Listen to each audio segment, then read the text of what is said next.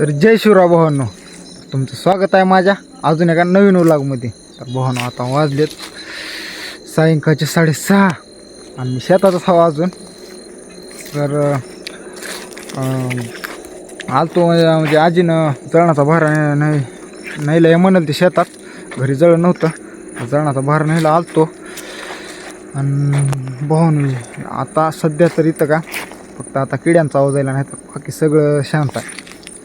ऐकू शकता तुम्ही पण किड्यांचा आवाज यायला, बाकी काहीच नाही आता इकडे. आणि हो का इकडे आज, हो का इकडे आबाळ आल्यावर वाटाले आज. आणि खासियत दाखवू का भाऊ नाही, इथं आबाळ आल्यानं वाटाले, पण हो का इकडे ढिगारा उघडाचा आहे हरभऱ्याचा. भाऊ आज फायनली ढिगारा कंप्लीट झाला, म्हणजे हरभऱ्याचा. रोज थोडं थोडं येऊन गोळा करत होतो, पण सगळं आता कंप्लीट झालं. आता 1-2 दिवसात त्याची आता खळं करून घ्यावं सगळं. तर झाले, पण भाऊन त्याच्या साईडनं का म्हणजे घाटले गळालेत हरभऱ्याचे. बहुतेक आजीने इचली असं वाटतंय, बघू.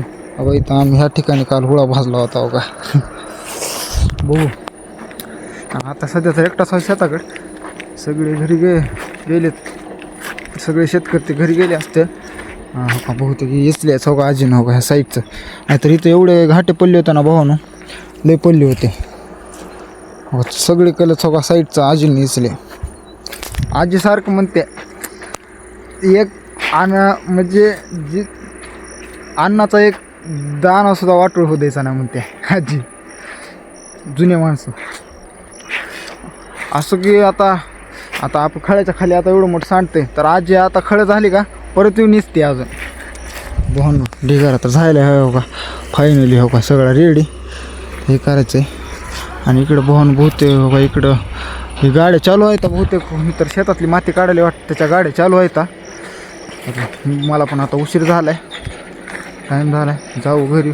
आलतो बाहेरच नाही आलतो खास करून तर. आणि ढिगारा पण बघा म्हणलं, लांब आहे पार. आता तेवढं आता आता मला घरी जाईपर्यंत 6:30 वाजलेत, घरी जाईपर्यंत 7:15 7:30 होते. तर आणि अजून वाहन आहेत तर खूपच आहे. भाऊन जातो घरी, त्याची पण बर्डनी आता होईल 1-2 दिवसात. तर भाऊन भेटू पुढच्या व्लॉगमध्ये. चॅनलवर नवीन असता सबस्क्राईब करा, लाईक करा, कमेंट करा. Thanks for watching. Bye bye.